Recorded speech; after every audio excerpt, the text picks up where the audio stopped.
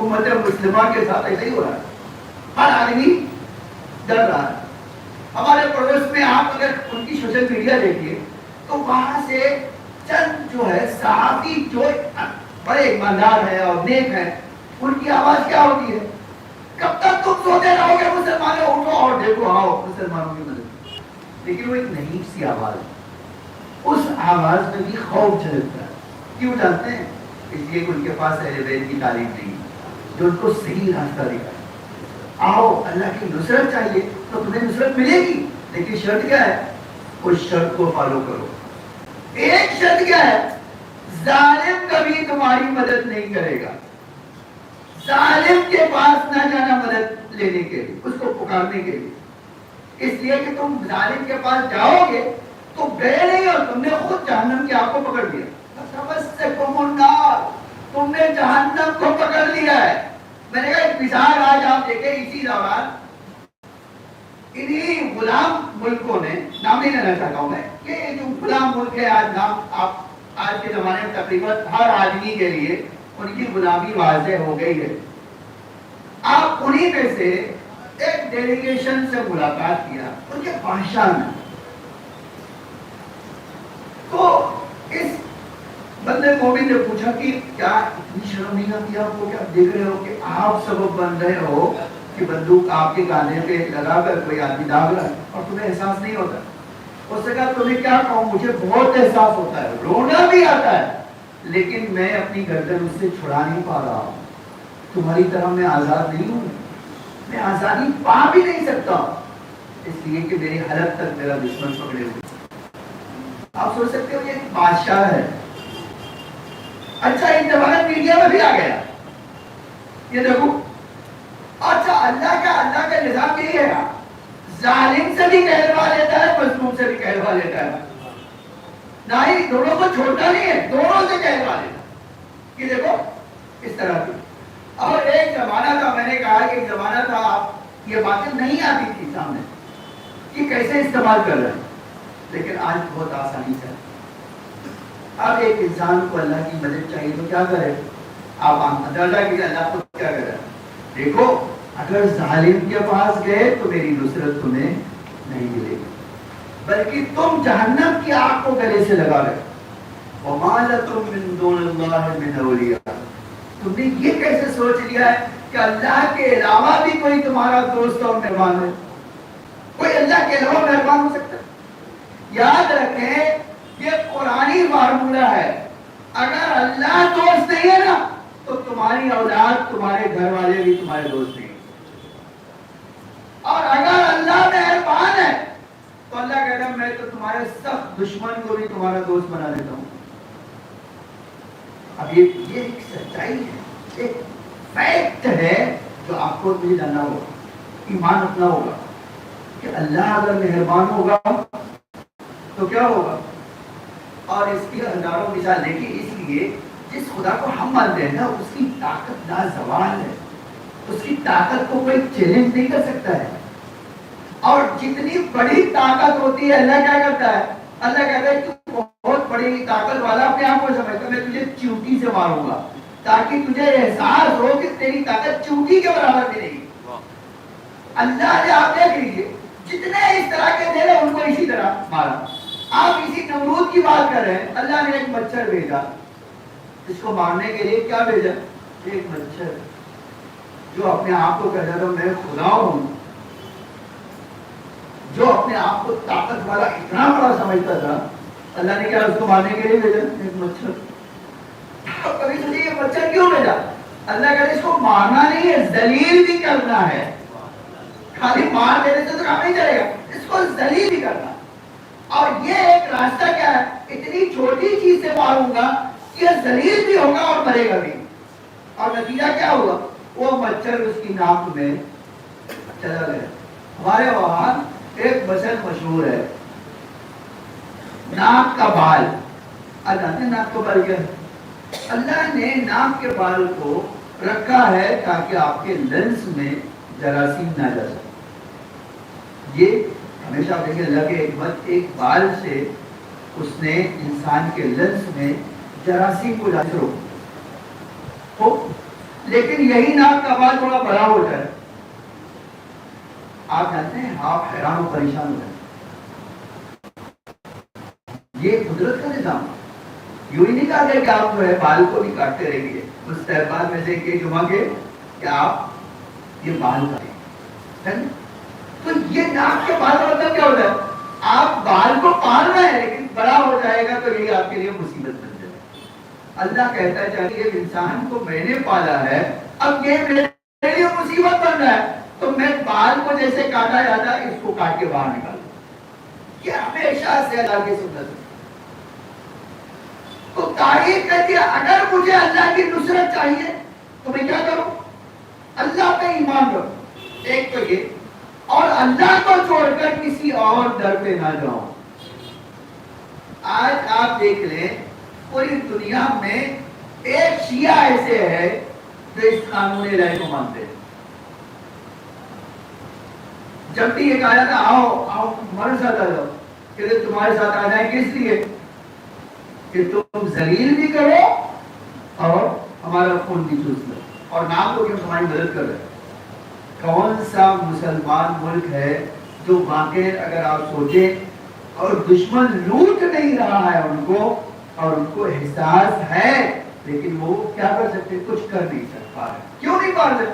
اس لیے کہ انہوں نے اللہ کو چھوڑ دیا ہے، اور جو اللہ کو چھوڑ دے، اللہ خود کہتا ہے قرآن میں نہ تمہارا کوئی مددگار ہوگا اور نہ ہی تمہارا کوئی دوست۔ عزیزان گرامی، دنیا تکلیف کی جگہ ہے، اور تکلیف کے بعد اللہ کیا کرتا ہے؟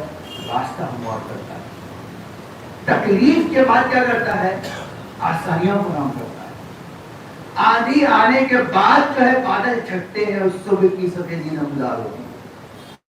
آج جو آپ شیعوں کے حالات دیکھ رہے ہیں دنیا میں، جو شیعہ، اگرچہ ہم بڑی آسانی سے کہہ سکتے ہیں کہ شیعہ کی جنگ نہیں تھی، لیکن چونکہ اسلام و کفر کی جنگ تھی، اس لیے شیعہ کفر کو دیکھ نہیں سکتے ہیں جب وہ کس کے مقابل؟ ایمان کے مقابل۔ اس لیے آج آپ دیکھ رہے ہیں لبنان یا دنیا کے جو شیعہ اس جنگ میں آگے آئے، اس کی ایک ہی وجہ ہے کہ اسلام کی جنگ انہوں نے بنا دیا، صلیبی جنگ کو بنا دیا، اور نتیجہ کیا ہے؟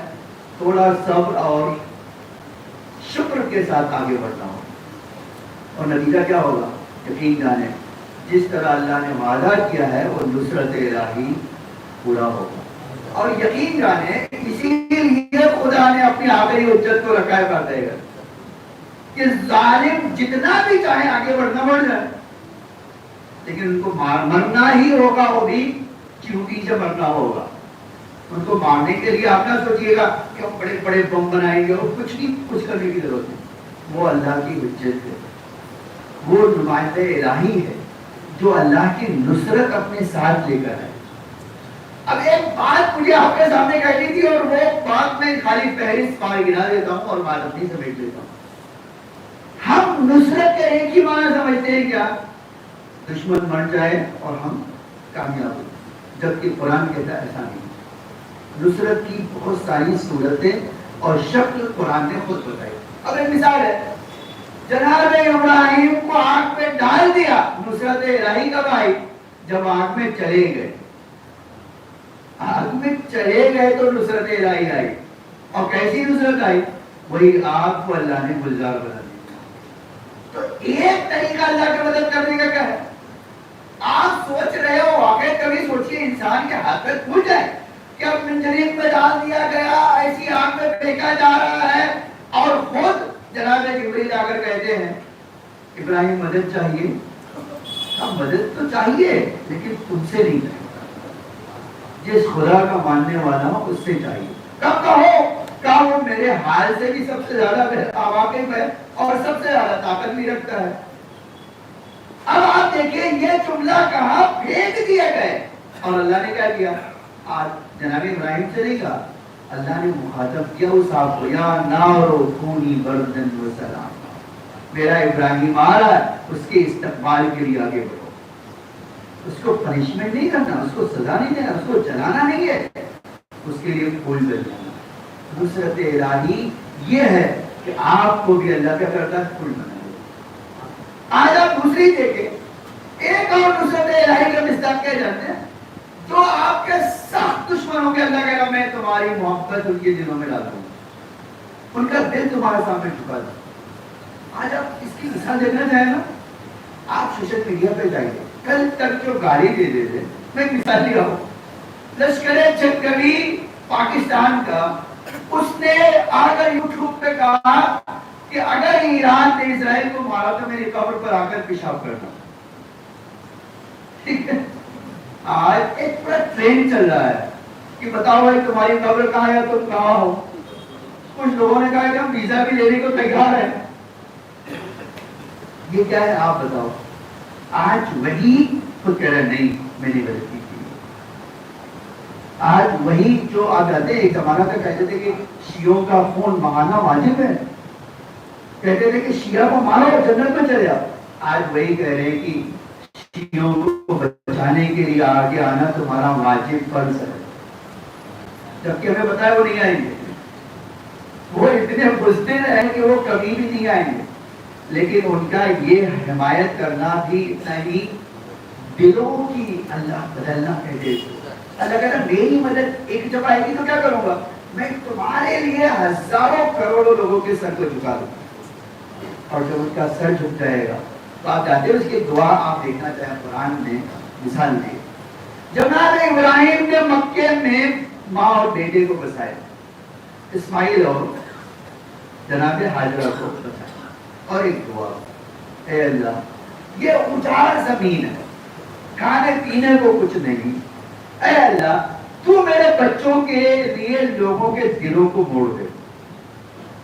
اور چند دن نہیں ہوا تھا، جانتے ہیں جناب اسماعیل اور جناب ہاجرہ کو چند دن مکے میں نہیں ہوا تھا کہ وہاں قبیلے جہرم کے لوگ دور سے دیکھتے ہیں کہ پرندے کہیں جا رہے ہیں، وہ پرندوں کو فالو کرتے کرتے ادھر آ گئے مکے میں، اور دیکھا ایک بیٹا اور ایک ماں ہے، پوچھا اگر آپ اجازت دیں تو ہم کسی جگہ آپ کے قریب بس جائیں۔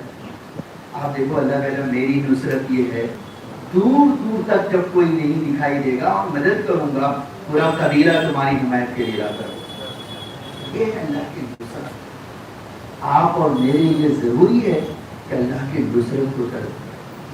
آج میں دوسرے خطبے میں جاتا ہوں اور دو باتیں کہہ کے آپ کی ضرورت مکمل کر لیتا ہوں۔ بسم اللہ الرحمن الرحیم، قل هو اللہ احد اللہ الصمد لم یلد ولم یولد ولم یکن له کفوا احد۔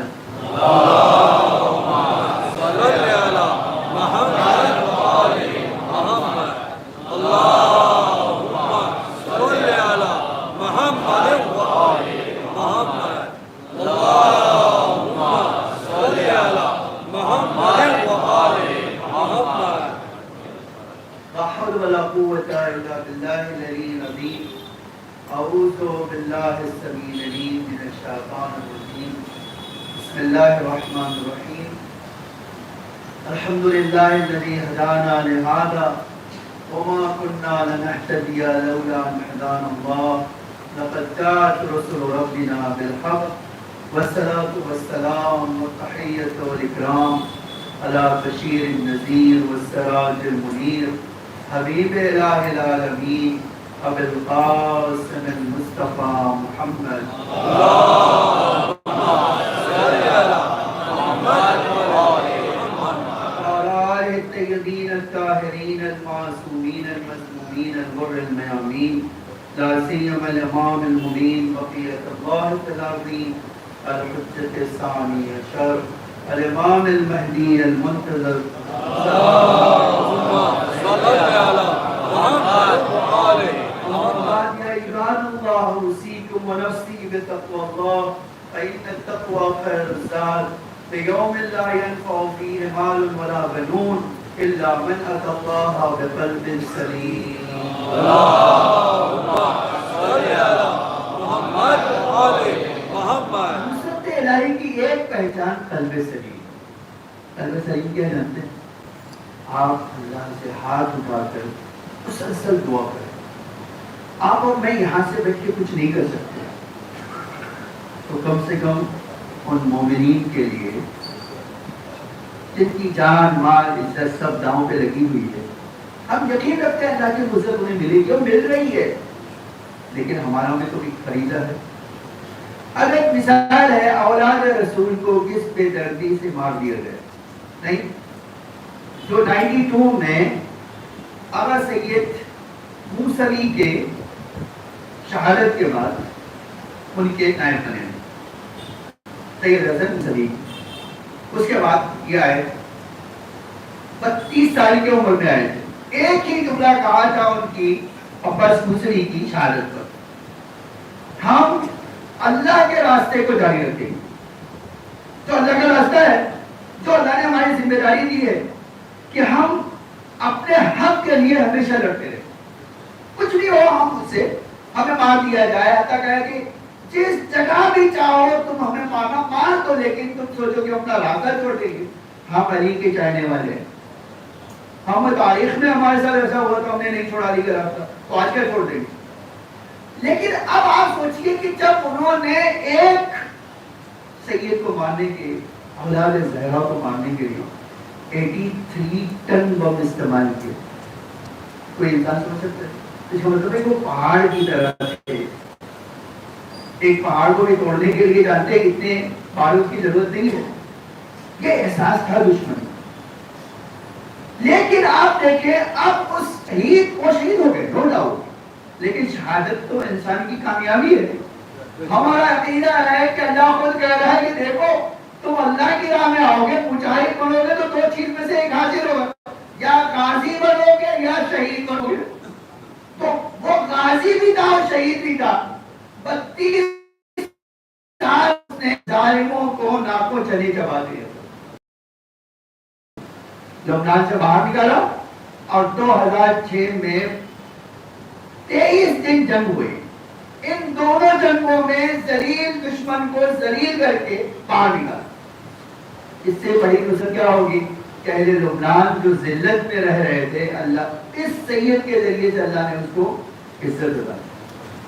آج چاہے جو کوئی کہے, لیکن سچ یہ ہے کہ اس سید کی بنا پر پورے لبنان کو عزت حاصل ہوئی اور صہیونیوں کو ذلت نصیب ہوئی. بس یہ کہہ کے ہی اپنا مشن آگے رکھا کہ ہم اللہ کے راستے پہ چلتے رہیں. اللہ مجھے اور آپ کو بھی اس راستے پر, اللہ کے راستے پہ چلنے کی توفیق عطا فرمائے اور ہمارے گناہوں کو معاف فرمائے اور ہمارے ناقص عمل کو قبول فرمائے. اللهم صل على محمد عبدك ورسولك وامينك وصفيك وحبيبك من قاسم المصطفى محمد. اللهم صل على محمد وآل محمد.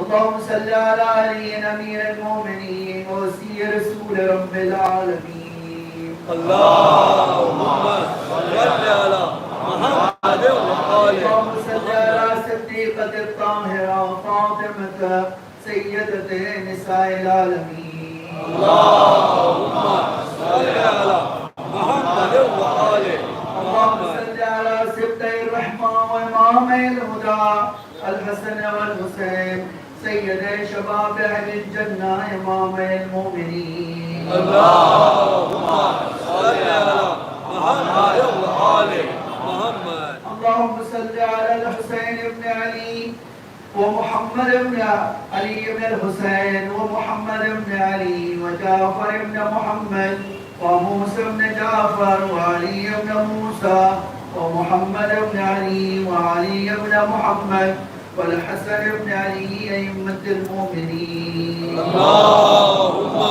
صل على محمد وآل محمد. صل على ولي أمرك القائم المؤمن والذات المنتظر إمام المؤمنين. اللهم صل على محمد وآل محمد. صل على فاطمة وأبيها وبعلها وبنيها وسر المستودع فيها بعدد ما هاجر علمك إلا ہمارے مولا کے ظہور میں تحلیل فرمائے, آقا کے ظہور کے لیے آمادہ فرمائے, سب کو آقا کے حقیقی غلاموں میں شمار فرمائے.